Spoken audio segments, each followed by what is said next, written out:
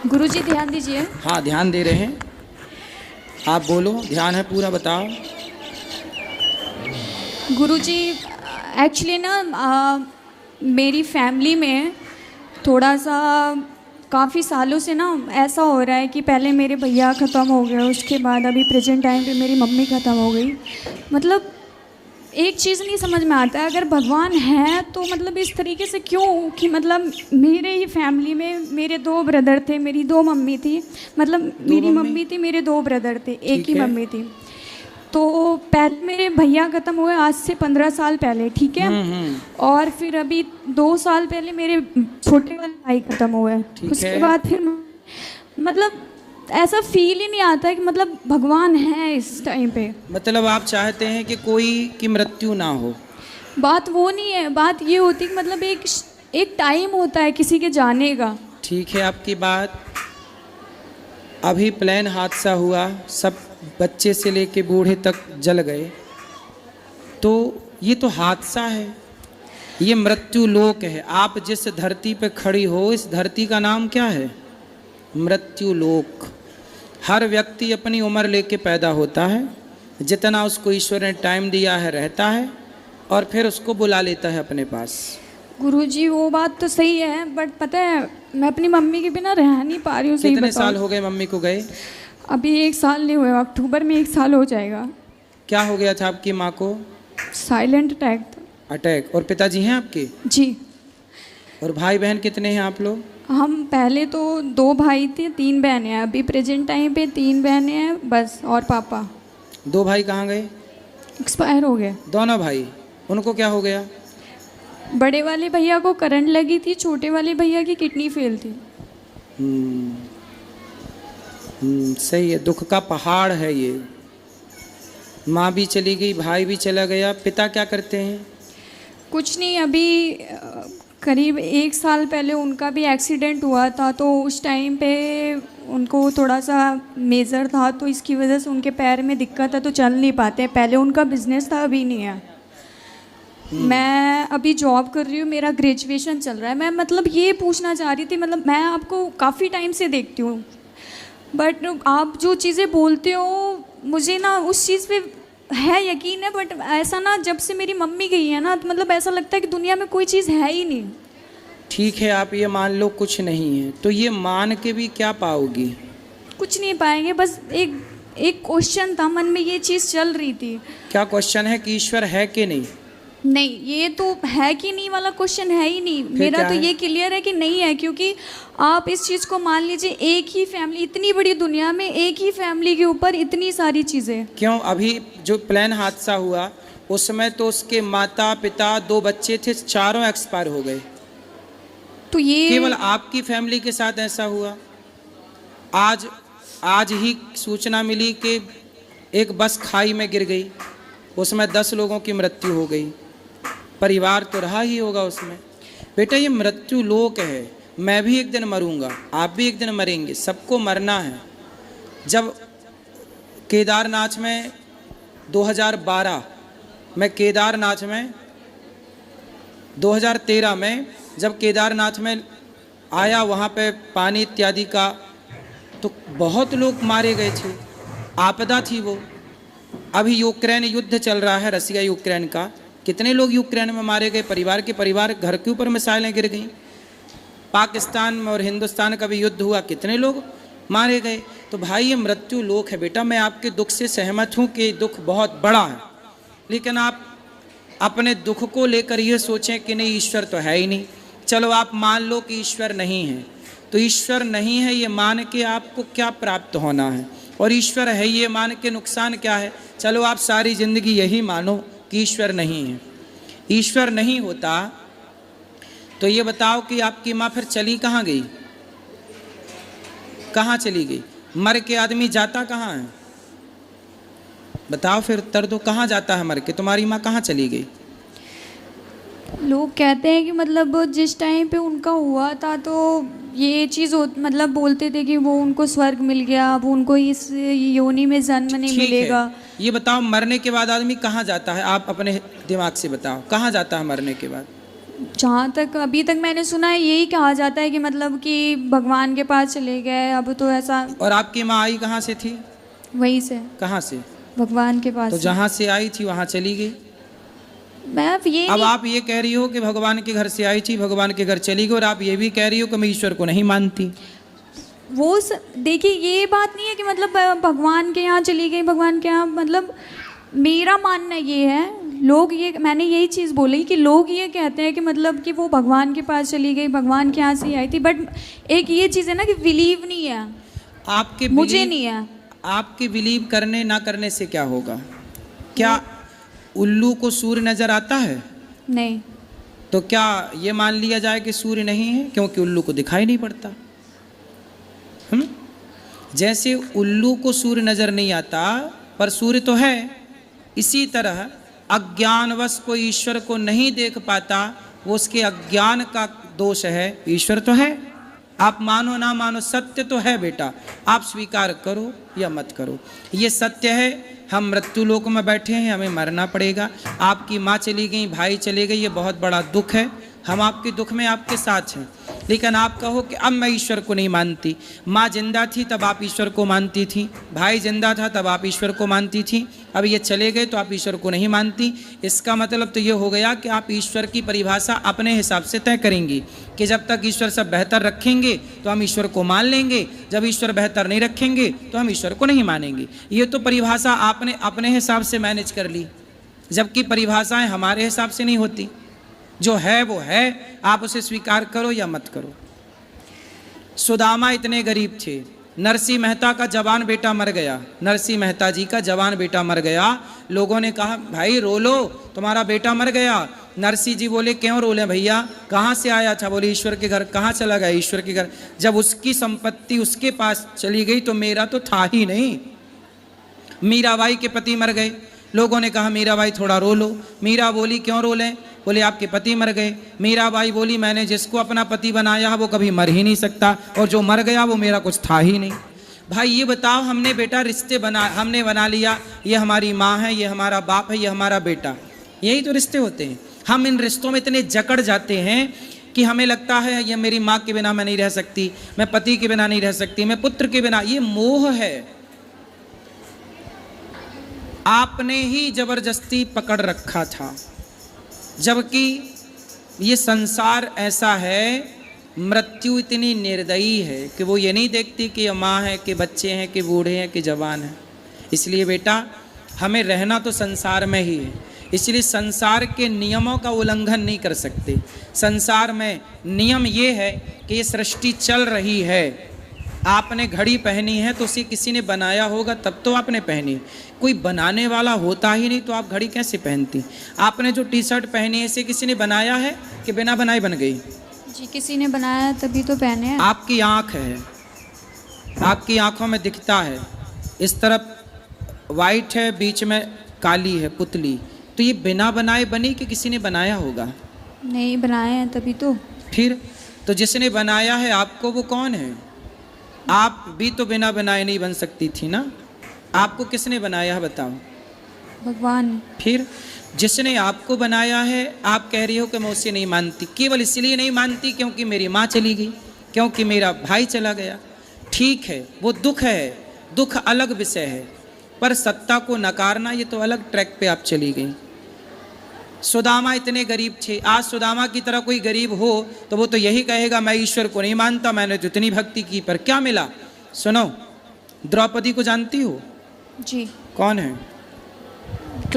नहीं इतना नहीं पता मुझे। कृष्ण की बहन है, अर्जुन की पत्नी है, पांडवों की पत्नी है, जिसका चीर हरण हुआ था। जी।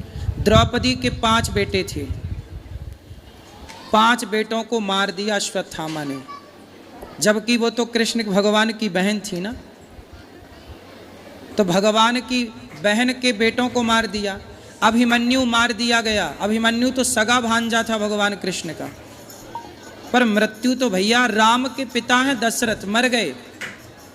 ये मृत्यु लोक में भैया जो आया है, चाहे वो भगवान का बाप ही क्यों ना हो, इस सच्चाई से तो गुजरना ही है ना अपने को। आपकी माँ का जितना टाइम था, आप ये क्यों नहीं सोचती कि आपकी माँ को तब मर जाती वो जब आप पैदा हुई थी आपने माँ का मुंह ही ना देखा होता तब माँ मर जाती तो आप कर क्या लेती। पर भगवान ने आप पर दया की और इतने वर्षों के लिए माँ का सुख आपको दिया, माँ का दूध दिया, माँ की गोद दी, माँ का लाड़ जो दिया है, क्या उसका थैंक यू आपने किया? जो नहीं दिया उसकी शिकायत है बेटा। इसलिए भगवान का चिंतन करो और मन लगा के काम करो, माँ बाप के सपने आप साकार करो पढ़ लिख कर। ईश्वर को कोसने से कुछ ना होगा, कोसते रहो सारी जिंदगी, बैठे कोसते रहना क्या हो जाएगा। ईश्वर तो ऐसी सत्ता है, कोई उसे माने ना माने उसका क्या बिगड़ रहा है। ईश्वर अपने, देखो आप ये क्यों नहीं सोचती हो जो व्यक्ति कोई पाप करता है तो उसके पाप का दंड उसे मिलना चाहिए कि नहीं? मिलना चाहिए, मिलना चाहिए। तो बेटा कभी कोई पाप हमसे होते हैं जिस पाप के कारण हमारी माँ हमसे चली जा, हम बिना माँ के हो जाते हैं। अब जो बच्चा पैदा होती उसकी माँ मर गई, क्यों मर गई भैया? इसको माँ का प्यार नहीं मिला, मतलब इसके भाग्य में माँ का सुख था ही नहीं। क्यों नहीं था? क्योंकि इसके पिछले जन्म का कोई ऐसा कर्म रहा होगा जिस कर्म से इसकी माँ का सुख इसे नहीं मिलना था। आप ये भी तो सोचो कि आप आज खड़ी हो तो आप आज खड़ी हो यहाँ, इसके पहले भी आप कुछ कर रही थी, पिछले जन्म में कोई कर्म आप कर रही थी, उस कर्म के कारण आपको ये जन्म मिला। इस जन्म में माँ नहीं मिली, भाई मिला, इतना दुख मिला। भाई ये कर्म दंड है ना बेटा। भीष्म पितामह ने बाणों की सैया पे क्यों लेटे? क्योंकि पिछले किसी जन्म में सांप को फेंक दिया कांटों के ढेर में। जब हम कोई पाप करते हैं तो पाप का दंड हमें तो मिलता ही है ना बेटा, दुख के रूप में। आपको दुख हो रहा है तो ये दुख क्या है? आप ये क्यों नहीं सोचती? आप कहते हो मैं ईश्वर को नहीं मानती, आपने ये क्यों नहीं सोचा कि ये मेरे किसी जन्म का कोई पाप रहा होगा, जिस पाप के कारण ही मुझे पाप ही दुख देता है, पुण्य सुख देता है। ये प्रकृति का, ऐसे कोई मानो ना मानो पर अटल सत्य यही है कि हमारे पाप हमें दुख देते हैं, हमारे पुण्य हमें सुख देते हैं। बात समझ में आई जी? इसलिए यही है हिसाब ईश्वर का, यही है न्याय। आप की माँ चली गई, इतना सुख देकर गई, मतलब आप पर ईश्वर की कृपा है। कितने दिन आप पैदा होती माँ मर जाती तो क्या करती? आप भाग्यशाली हैं, कितने वर्ष आपकी माँ थी। वो लोगों को देखिए जिनकी माँ पैदा होती मर जाती है, उनसे आप कितनी बेहतर हैं। देखो पॉजिटिव रहना है तो बहुत सारी बातें हैं, और नेगेटिव ही रहना है, नकारात्मक ही सोच रखना है तो कोई बात नहीं है। फिर एक ही बात है कि जी ईश्वर नहीं है। फिर यही माना जाए कि ईश्वर नहीं है और कोसा जाए ईश्वर को, तो ये कोस कर भी क्या पाओगे आप और क्या पाऊंगा मैं? जी क्या समझ में आया? जी समझ में आया कि मतलब एक तरीके से मुझे मतलब ये बताइएगा कि मतलब सच में ये कर्मों का ही फल होता है पिछले जन्म के? भाई बिना कर्म किए तो आपको नंबर नहीं मिलते, 10वीं से 11वीं में नहीं जाती। आप कर्म ना, आप लिखो मत कॉपी में तो आपको मिल जाएगा नंबर। ये चीज़ तो मुझे पता है कि जब तक कर्म नहीं करेंगे तब तक फल नहीं मिलेगा। ये जो पिछले जन्म का इस जन्म में मिल रहा है, इसका क्या कनेक्शन है? अच्छा ये बताओ, एक समय पर दो बच्चे पैदा होते हैं, एक अंबानी के घर पैदा हुआ, बड़े आदमी के घर, और एक फुटपाथ पर पैदा हुआ। एक ही दिन, एक ही तारीख, एक ही दिन दो बच्चे पैदा हुए, एक अमीर के घर, एक गरीब के घर। अब बताओ, जो अमीर के घर पैदा हुआ वो सोने की चम्मच में दूध पिएगा, सोने के झूले में झूला झूलेगा, वो जन्म लेते ही रईस हो गया। और इस गरीब ने फुटपाथ पर पैदा हुआ, साड़ी का झूला बांधती है माँ। अब बताओ बेटा, दोनों एक साथ पैदा हुए थे, पर एक गरीब हो गया जन्म लेते ही, गरीब के घर पैदा होके, एक अमीर हो गया अमीर के घर। अब ये बताओ कि उन बच्चों ने तो अभी कोई कर्म भी नहीं किया, पैदा ही हुए हैं, और पैदा होती कोई अमीर हो गया कोई गरीब। क्यों हो गया? सब अमीर होते फिर या सब गरीब होते? क्यों बेटा, उत्तर दो। एक तरीके से कर्म ही होगा। कर्म, पिछले जन्म का जो कर्म था उसके कर्म ने उसे अमीर बना दिया, उसका जो कर्म था उसके कर्म ने उसे गरीब बना दिया। तो ये कर्मों का ही पूरा खेल है बेटा, वरना सबना बड़े घर पैदा हो, फिर कोई गरीबी ना रहे, फिर कोई भूखा क्यों मरे, फिर किसी को फोड़ा फुंसी क्यों हो, रोग, कोई अपाहिज क्यों होता है, कोई पैदा होती लंगड़ा होता है, कोई लंगड़ा है, कोई अंधा है, कोई क्यों, कोई अंधा क्यों है? पैदा तो सब माँ के पेट से हो रहे हैं ना। जी। फिर कोई अंधा क्यों हो रहा है, कोई लंगड़ा लूला क्यों पैदा हो रहा है? क्योंकि वो अपने कर्म दंड भोगने आया है, ये कि तू जाएगा पर एक कदम चल नहीं पाएगा।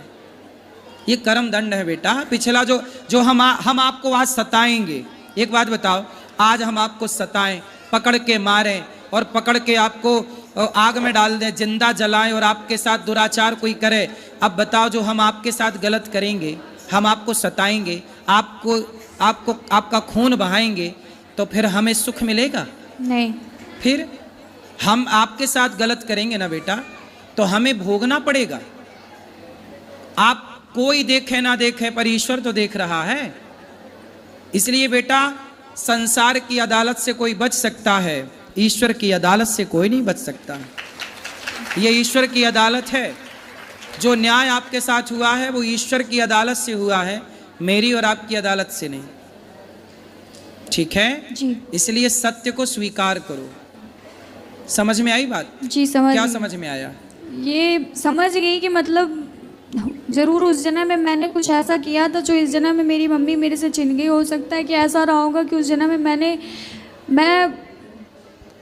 मैंने किसी के साथ गलत किया होगा, या मैं किसी की माँ रही होगी, मैंने उसके साथ गलत किया होगा, इस वजह से मेरी मम्मी इस टाइम पे चली गई। नहीं तो अब यही सत्य है बेटा, आप सही चली गई। अब यही सत्य है कि किसी की माँ जब हम किसी से छीन लेते हैं तो हमसे भी हमारी माँ ईश्वर छीन लेते हैं।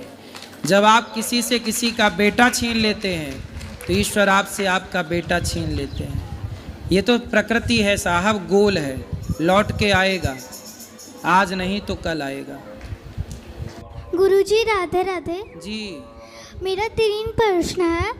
पहला प्रश्न ये है कि बोलते हैं कि डायनासोर होते थे पहले के ज़माने में, तो क्या ये सच है? क्योंकि साइंटिस्ट को भी हमेशा कुछ ना कुछ हड्डियाँ, कुछ ना कुछ उनकी चीज़ें मिलती रहती है, उसका प्रूफ। हाँ तो रहे होंगे भाई। रामचरितमानस में लिखा है लंका कांड में कि जब राम जी लंका गए तो समुद्र में इतनी बड़ी बड़ी मछलियाँ थीं, समुद्र में इतने बड़े बड़े जीव थे कि वो ये समझिए कि इतने बड़े जीव थे कि कई कई हाथी को वो एक साथ खा सकते थे। अब हाथी को जो 1-2 बार में खा जाए, 4-6 हाथी को, वो कितना बड़ा रहा होगा। ऐसे ऐसे जीवों के बारे में पुराणों में मिला है।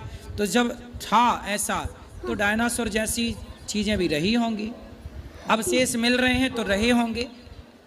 बिल्कुल जीव, बड़े बड़े जीव थे उस टाइम पर। जी गुरुजी।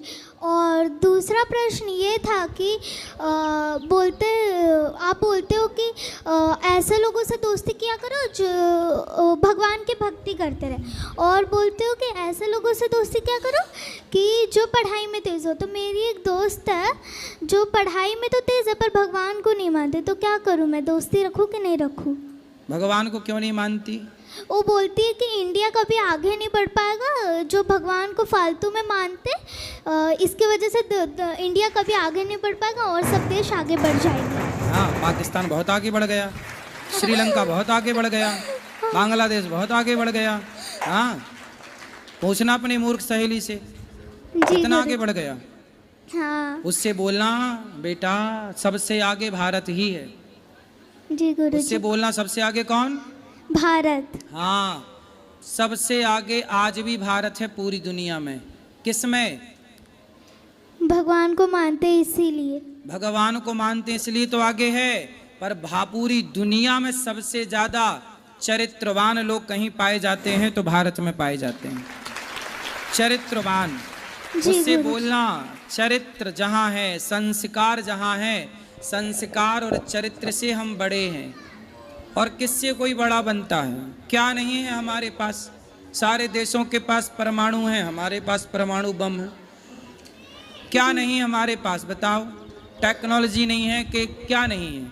माना कि हम, अब हुआ ना बेटा ये कि हमारे देश में चोर आ गए, 700 साल तक नालायकों ने चोरी की, मुगल 500 साल तक चुराते रहे। सोचो हमारे देश में इतना धन था कि चोरों को भी चुराने में 700 साल लगे।